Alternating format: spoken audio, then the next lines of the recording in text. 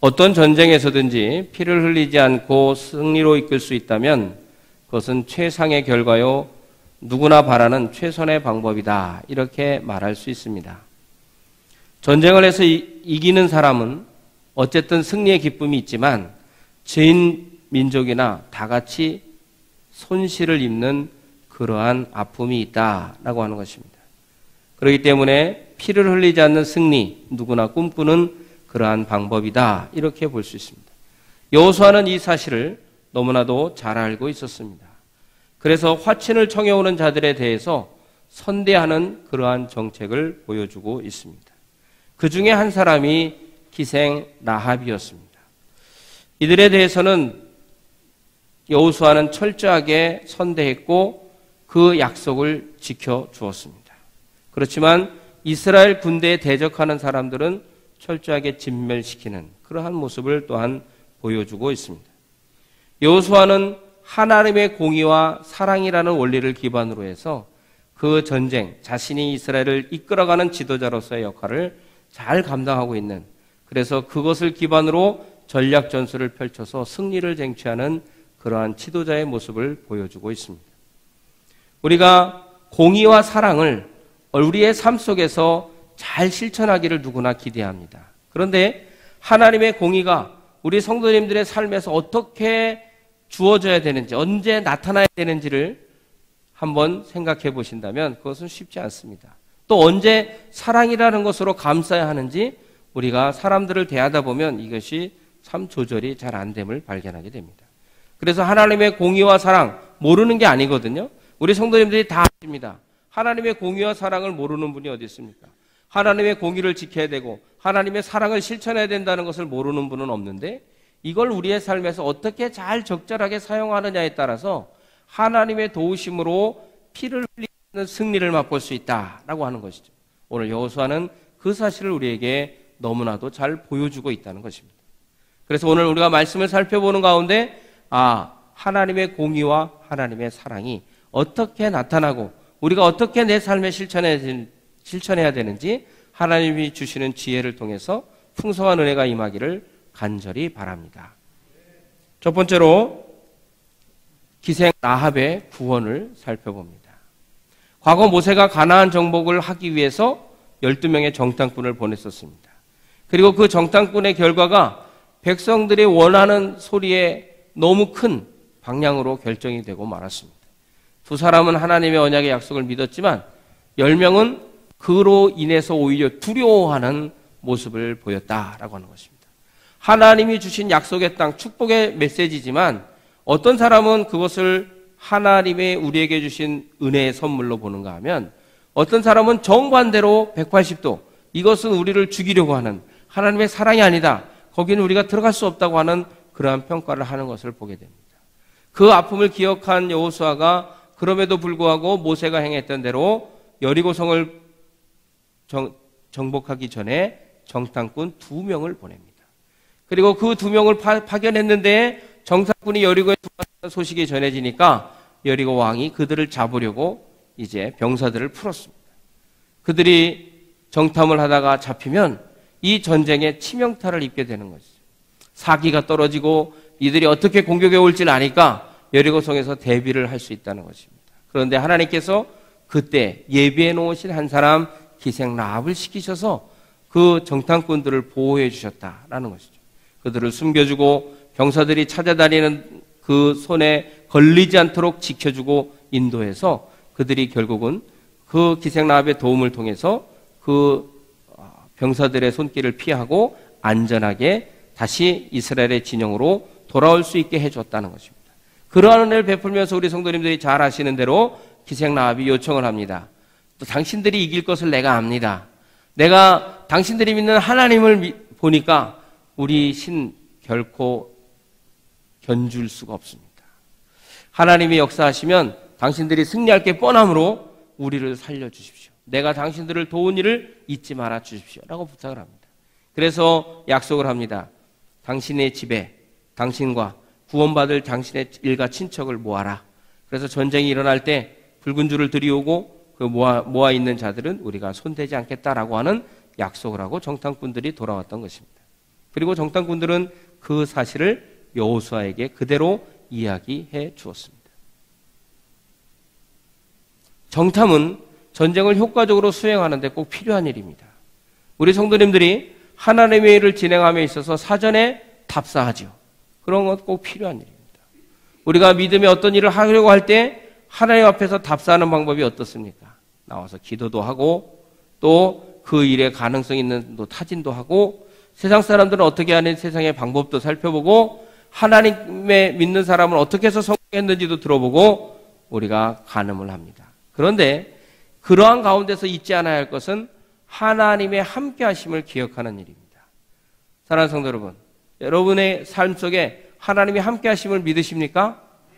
그것이 이렇게 확인될 때만 나누어질 이야기가 아니라 항상 삶 속에서 익숙하게 주어져 있어야 된다는 것이죠. 그래서 우리가 하나님 앞에서 사전에 정탐을 보내서 일을 가늠해 보지만 정말 우리가 그 일을 통해서 들어야 하는 것은 하나님의 음성이다라는 것입니다. 하나님의 사인, 이 일은 너희들이 나가서 수행하면 이기리라 약속하신 그러한 싸움을 들을 줄 알아야 됩니다. 그러기 위해서 어떻게 해야 됩니까? 목사님, 안 들려요. 안 들리죠. 하나님 말씀하시 주시지 않으니까. 어떻게 느낄 수 있느냐? 어떻게 내가 영적으로 그걸 깨달을 수 있느냐? 그것은 하나님 앞에 매어 달리는 방법밖에 없다는 것입니다. 하나님 앞에 기도해야 합니다. 또 기도 얘기 나오니까 교회 나와서 기도해야지만 기도라고 생각하십니까? 그렇지 않습니다. 하나님과 내가 조용히 만나는 곳에서 나의 그 간절함을 부르질 수 있는 기도하는 시간, 하나님과 나와 교제하는 시간, 이것을 꼭 확보해야 합니다. 그렇지 않으면 세상 사람처럼 행동하고 세상 사람처럼 판단할 수밖에 없습니다. 세상의 판단은요, 하나님의 함께 하심을 그 상황 속에 반영하지 않기 때문에 늘 인간이 생각하는 단순한 결과물을 내놓습니다. 아, 이건 안 돼. 실패할 수밖에 없어. 엄청난 거야. 이런 일을 어떻게 해? 그렇게 얘기합니다. 그러나 하나님의 함께 하심을 배려하면 이 일은 우리가 하나님 앞에 어떻게 매달리고 얼마나 간구하는지에 따라 달라지겠구나라는 걸 느끼는 거죠. 그러면 내가 하나님 앞에 정말 이 일의 간절함을 하나님 앞에 고백하는 거예요. 아, 우리 가정에 지금 이러한 문제가 하나님이 주셔야 될 은혜입니다. 간절하게 고백하는 것이죠. 그럼 어떻게 됩니까? 그 간절함 속에서 하나님이 우리의 기도를 들으시고 우리의 처지와 형편을 아시고 우리가 그 일을 통해 하나님의 영광을 돌려드릴 만한 충분한 이유가 되면 하나님이 들어주시는 줄 믿으시기 바랍니다. 그래서 우리의 마음속에 와닿는 느낌이 있는 거예요. 내가 기도하고 믿음으로 해도 이것이 흔들리거나 내가 견뎌내지 못하면 이건 어렵겠다. 그런 얘기죠. 그러니까 우리 성도님들이 하나님 앞에서 기도하고 꿈꾸는 일들은 우리가 얼마나 하나님 앞에 간절히 기도하느냐, 그리고 그 기도하기를 멈추지 않느냐에 달려있다라고 하는 것입니다. 믿습니까?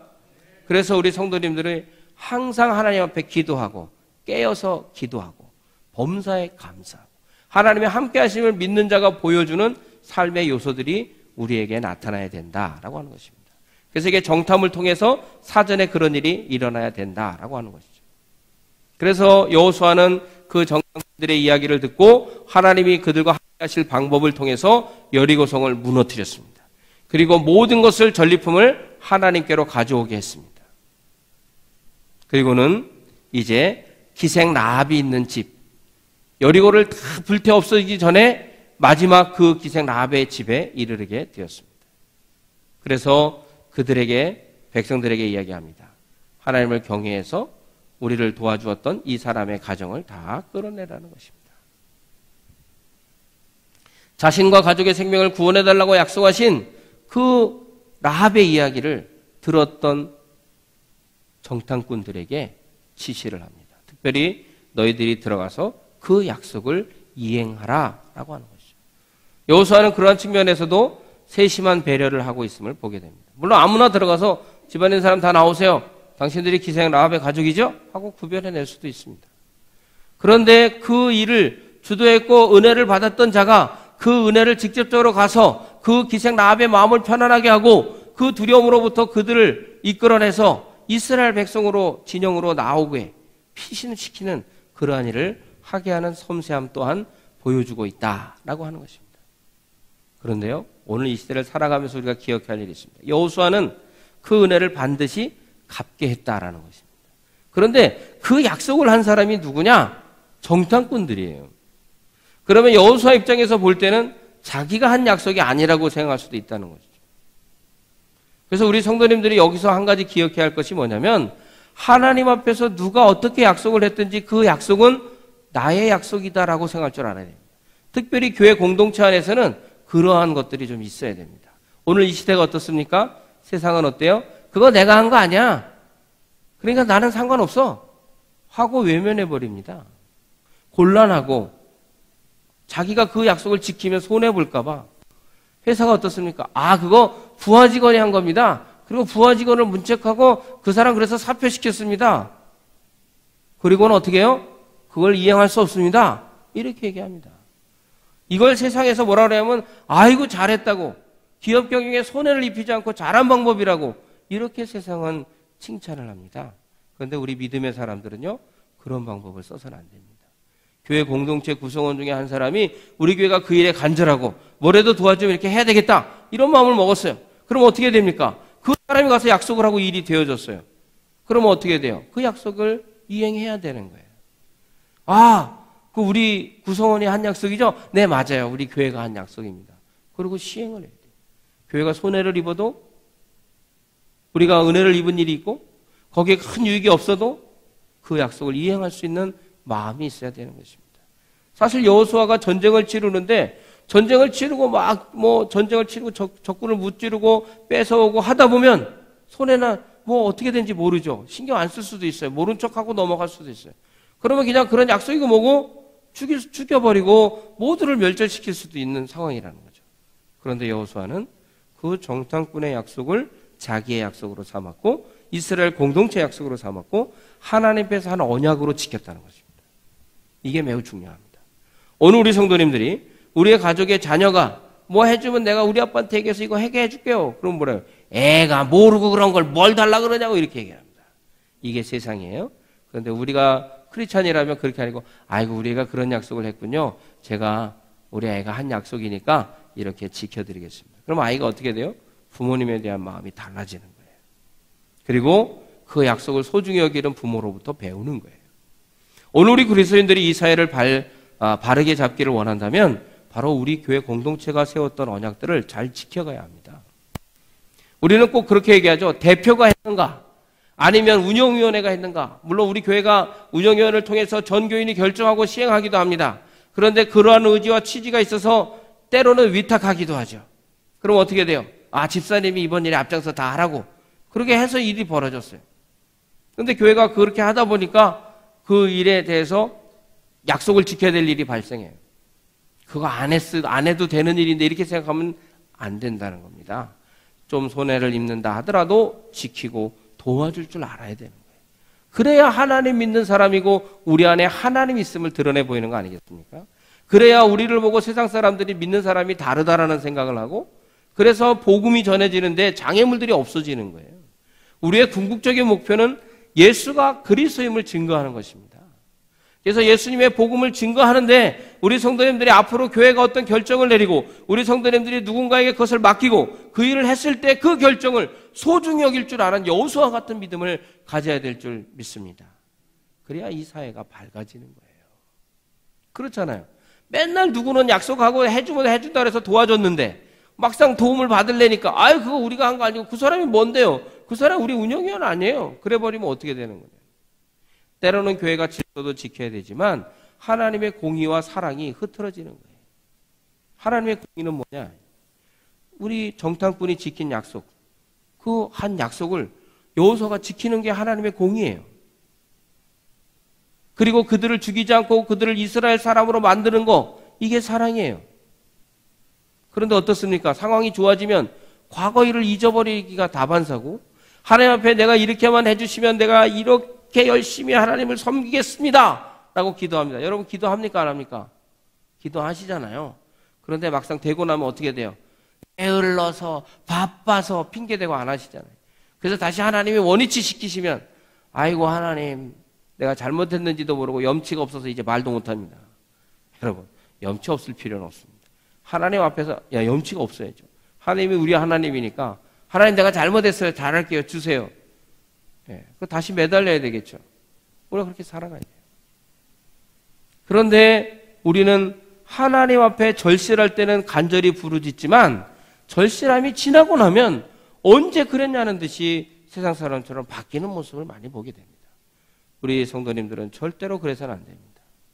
내가 간절할 때나 여유가 있어질 때나 항상 하나님의 자녀로서 내가 한 약속을 지키는 것이 하나님의 공의를 시행하는 것입니다. 그리고 나한테 해를 끼치는 자가 있어도 그를 용서하고 그럴 수 있어. 그 사람의 믿음이라면 그 사람은 세상에서 하나님을 모르잖아. 그러면서 우리가 품는 거 이것이 사랑인 것이죠. 이게 뒤바뀌어가고 있다는 거예요. 손해를 안 보려고 아웅아웅 하고 있다는 거예요. 여러분, 교회는 누구의 것입니까? 하나님의 것입니다. 교회에 일어나는 모든 일은 누가 책임지십니까? 목사가 책임집니까? 장로님들이 책임지십니까? 우리 권사님들이 책임지십니까? 우리 성도님들이 책임지시는 일입니까? 아닙니다. 누가 책임지신다고요? 하나님이 책임지시는 줄 믿으시기 바랍니다. 하나님이 책임지시는 거예요. 하나님 책임져 달라고 우리가 이렇게 열심히 했는데 이보다 더 하나님의 은혜가 없으면 이 일을 감당할 수 없느라고 부르짖는 바로 우리를 불쌍히 여기셔서 하나님이 책임져 주시는 줄 믿으시기 바랍니다. 그게 하나님의 은혜인 거예요. 그게 여호수아처럼 약속을 지키는, 그래서 하나님의 공의와 사랑을 지키는 하나님의 백성들이 보여줘야 될 모습이라는 겁니다. 그러면 하나님이 책임지십니다. 교회는 철저히 하나님이 책임지십니다. 인본주의가 되면 하나님이 책임지시지 않아요. 그래, 너희들이 하고 싶은 대로 해봐. 그래, 이제 너희들이 내 은혜 다 끝났다 이거지? 이제 니들이 할 수 있다 이거지? 그럼 해봐. 그럼 하나님이 버리시면 여러분 어떡할 거예요?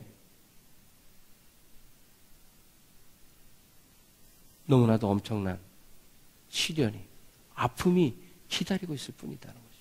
우리 믿는 자의 집안도 마찬가지고 우리 성도님들의 직장도 마찬가지입니다. 하나님 앞에서 한 약속, 누가 했더라도 그 약속은 성실히 지켜져야 된다.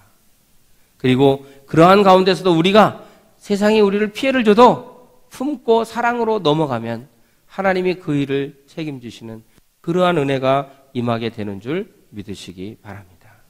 그래서 여호수아가 정당꾼이 한 약속을 온전히 이행하고 하나님에 대해서 그대로 섬기고 약속을 이행하는 그러한 모습을 보여주었고, 그를 본 백성들은 그 지도자를 얼마나 신뢰하고 잘 따라갔겠냐라는 것입니다. 그리고요, 그렇게 해서 품어준 이 라합의 가정이, 우리가 기생 라합 이러니까 어감이 안 좋잖아요. 그런데 이 라합이 이스라엘인이 됐습니다. 이스라엘 국적을 딴 거죠. 그러니까 우리 성도님들이 오늘 우리가 살아가고 있는 이 땅에 한국 국적을 딴 사람들을 외면하면 안 됩니다. 그분들도 한국 사람으로서 우리에게 더 많은 기여를 할 수 있다는 것을 기억해야 돼요. 라합이요, 이스라엘화돼서 이스라엘 백성이 됐습니다. 그리고서는 어떤 일이 벌어졌냐면 그녀가 예수 그리스도의 족보를 이어가는 가문의 한 사람이 되었다는 거예요. 여러분, 우리가 하나님의 뜻을 이루어가는 그 역사의 약속의 후손으로 우리가 쓰임을 받았다. 이거 참 중요한 일이잖아요. 그런데 라합은 예수 그리스도 메시아가 오시는 족보에 들어가서 한 역할을 감당했다는 사실입니다. 그와 같은 배려, 공의를 지키고 사랑으로 품어주는 그러한 모습 속에 하나님의 역사의 한 부분을 담당하는 사람으로 쓰임받는 그러한 일이 일어나게 되었다라고 하는 거죠.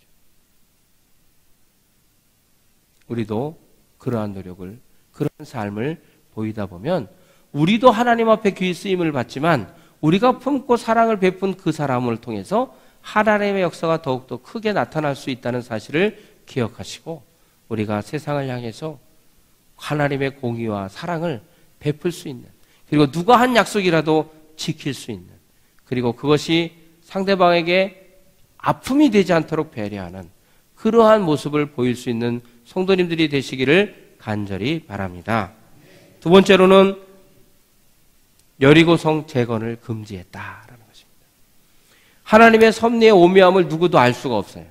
그래서 라합을 하나님께서 사랑하시고 라합을 통해서 그리스도의 조상이 되게 하신 이 섭리도 이해하지 못하지만 또 하나님께서 여리고성이 무너졌는데 그 성을 재건하지 말라라고 명령하셨다는 거예요. 여호수아에게 재건하지 말라라고 명령하셨는데 우리가 그 이유를 한 3가지 정도로 살펴볼 수가 있습니다. 첫 번째는 뭐냐면 여호수아에게 그 성을 무너뜨리지 말라라고 한 것은 뭐냐면 그 성이 무너져 있음을 보면 이스라엘 백성들이 뭘 보겠습니까? 하나님이 역사하셨고 그 전쟁이 우리가 힘쓰지 않은 전쟁인데 하나님이 하라는 대로 순종했더니 하나님의 능력이 나타났던 현장이라는 거예요. 이거 매우 중요하죠. 하나님께서는 요단강을 건널 때에도 그 바다 가운데 있는 돌, 언약궤를 들고 서 있는 제사장들을 근처에서 돌들을 취하다가 12기둥을 세워서 하나님이 요단강을 건너게 한 기적을 백성들이 잊지 않도록 하라라고 말씀하셨는데 오늘 이 성 재건을 하지 못하게 하시면서 어떤 효과를 보시는 거냐면 우리가 추측해 볼 때 바로 이스라엘 백성들이 그 현장을 바라보면서 아, 여기는 하나님의 능력이 나타난 곳이야. 하나님이 함께 하셔서 우리가 승리했던 거야 라고 기억할 수 있는 그러한 장치를 설정해 놓은 곳이다 라고 하는 거죠. 우리 성도님들이 솔직하게 일주일 동안 사시면서 하나님의 말씀을 잊지 않고 늘 기억하면서 사실 수 있습니까? 그렇지 않습니다. 내가 하나님 앞에 이렇게 살아야지 하고 지금 말씀드리면서 결심한 것도 문 열고 나가고 내일 되면 잊어버리는 거란 말이에요. 그런데 그걸 잊어버리지 않는 것을 하는 게 얼마나 좋습니까? 오늘 하나님은 그것을 이스라엘 백성들에게 주신 거예요. 하나님의 능력의 역사가 나타났던 흔적을 그냥 놔둠으로 인해서 야, 하나님이 우리 이렇게 사랑하셨어? 라는 걸 이스라엘 백성들로 알게 하고 하나님 섬기는 걸 게을리하지 않게 하는 거죠. 우리 성도님들의 집에도 사실은 그런 흔적이 있습니다. 여러분 뭔 것 같아요?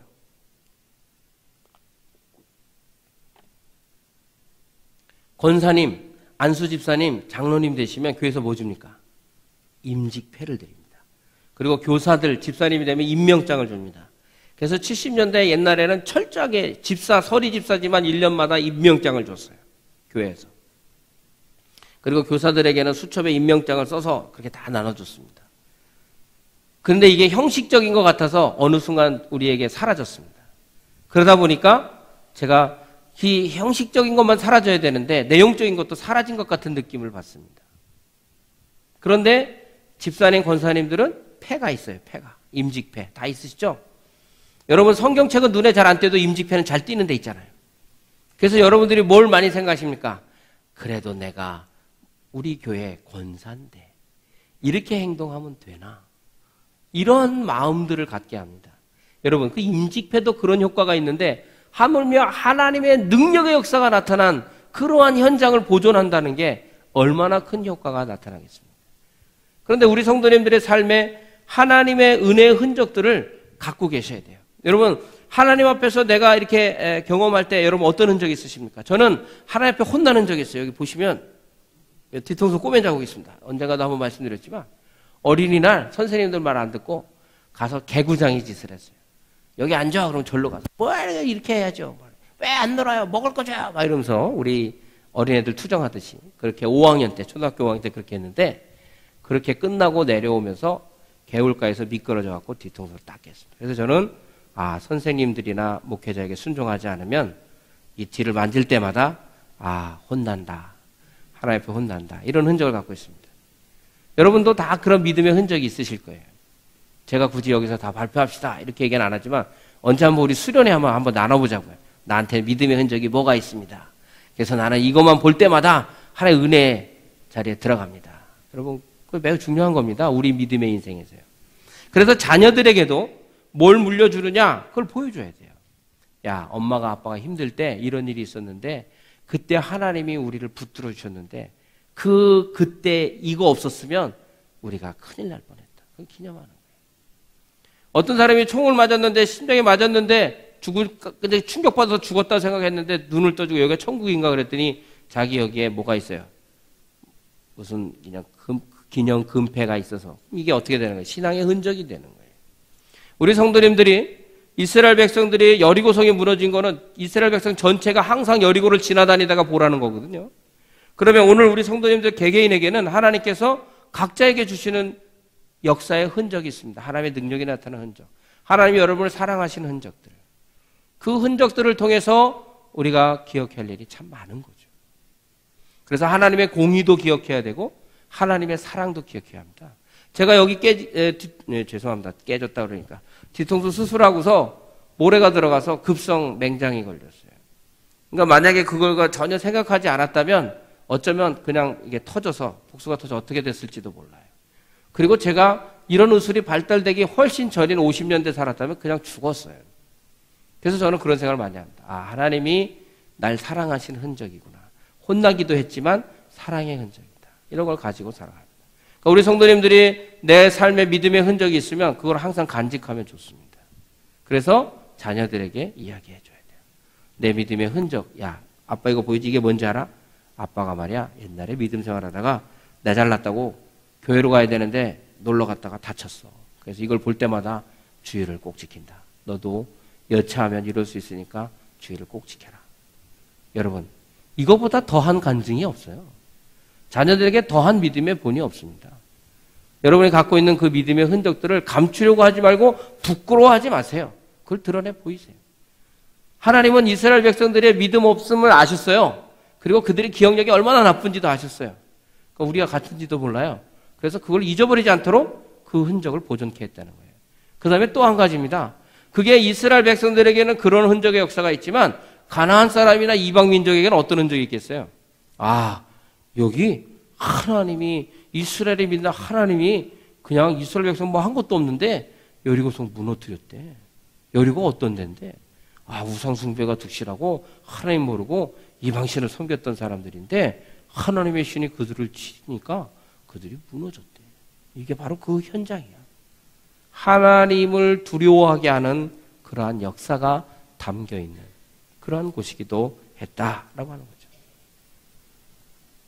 그들이 가나안에 들어와서 처음 정복한 땅 여리고 그 성에서 보여주는 그러한 의미들이 그대로 보존되어지고 이방 사람들에게도 하나님의 살아계심을 보여줄 수 있는 좋은 흔적이었기 때문에 하나님께서 그것을 그 성을 재건하지 말라고 하셨을 것이다. 이렇게 우리가 생각해 볼 수 있다고 하는 거죠. 세 번째는 여리고 성은 이스라엘 백성들이 가나안 땅에 들어와서 처음 정복한 첫 열매임으로 하나님께 바쳐져야만 했기 때문에 거기에 있는 모든 것들을 하나님 앞에 바치고 그대로 놔둬서 하나님 앞에 드린 그러한 장소적인 의미 또한 갖고 있다. 그러므로 이곳에 다시 성을 짓고 재건해서 안주하려고 하는 삶을 살아서는 안 된다. 이것이 하나님의 메시지였다라고 하는 것이죠. 이렇게 하나님께서 여리고를 구별시켜서 사람들이 다시 성을 재건하지 못하도록 하셨는데 그렇게 재건한 자는 어떻게 한다고요? 기초를 넣을 때 맏아들이 죽고 성의 문을 닫을 때 막내 아들이 죽는다고 예언하셨어요. 여러분 열왕기상 16장 34절을 한번 찾아보십시오. 시간이 좀 갔지만 열왕기상 16장 34절.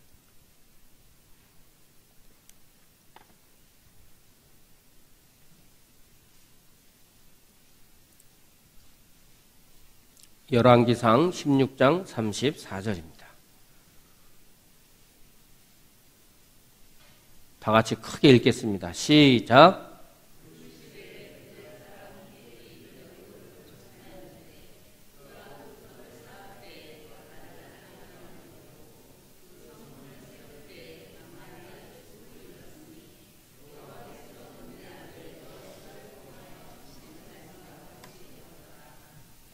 아멘.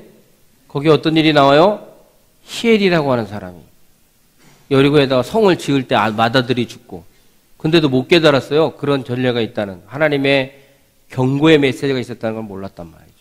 문을 닫을 때 막내가 죽는 그러한 일을 당했습니다. 왜 그럴까요? 악이 횡행하면요 하나님의 뜻을 분별하지 못해요. 그때가 이스라엘 왕이 누구냐면 라합의 왕일 때입니다. 라합이 어때요? 자기 욕심 부리는 거 다 가지려고 했던 왕이잖아요. 그래서 나봇의 포도원도 뺏고 자기가 다 욕심을 채우고 그거를 위해서라면 사람 죽이는 일도 마다하지 않고 자기가 못하면 아내 이사벨이 나서서 다 취해도 그냥 방관했던 하나님 앞에 악만 행했던 그런 왕이었어요. 우리도 살고 있는 이 시대가 악합니다. 그럼에도 불구하고 우리가 하나님의 말씀을 지키는 건 매우 중요한 일이다 라고 합니다. 사랑하는 성도 여러분, 우리는 오늘 말씀을 통해서 하나님이 신실하시게 그 백성도 자신의 언약 또는 자신이 속한 공동체가 한 약속은 그것이 지키기에 다소 버겁고 힘들고 손해나는 것 같더라도 이행해야 한다라는 사실을 배웠습니다. 왜냐하면 하나님의 공동체이기 때문에, 하나님이 택하신 공동체이기 때문에 하나님의 법도를 지켜야지, 하나님의 법도를 어기고 단지 인간이 생각하는 그 이익, 그 순간적인 어떤 그런 그 판단, 이런 것 때문에 하나님의 큰 약속을 놓쳐서는 안 된다라는 사실을 배웠습니다. 이것이 하나님의 공의를 실현하는 방법입니다.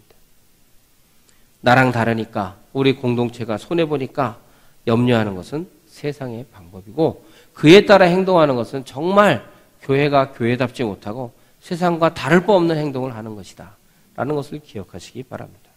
또한 우리 성도님들의 개인의 삶에서도 마찬가지입니다. 내가 지나가듯이 한 약속이라도 그것을 하나님의 백성으로서 지킬 줄 아는, 더군다나 하나님과의 관계에서 내가 어렵고 힘들 때 도와주시면 잘 섬기겠습니다 하고 도와주고 났더니 아무것도 섬기지 않는 그러한 자리에 서서는 안 되겠다라고 하는 것입니다. 그래서 우리가 하나님의 자녀로서 부끄럽지 않은 삶을 사는 것이 바로 하나님께 영광을 올려드리는 자의 삶임을 기억하시기 바랍니다. 그래서 우리는 어렵고 힘들어도 그러한 믿음의 길을 걸어갈 줄 아는 하나님의 신실한 백성들이 되시기를 주님의 이름으로 축원합니다.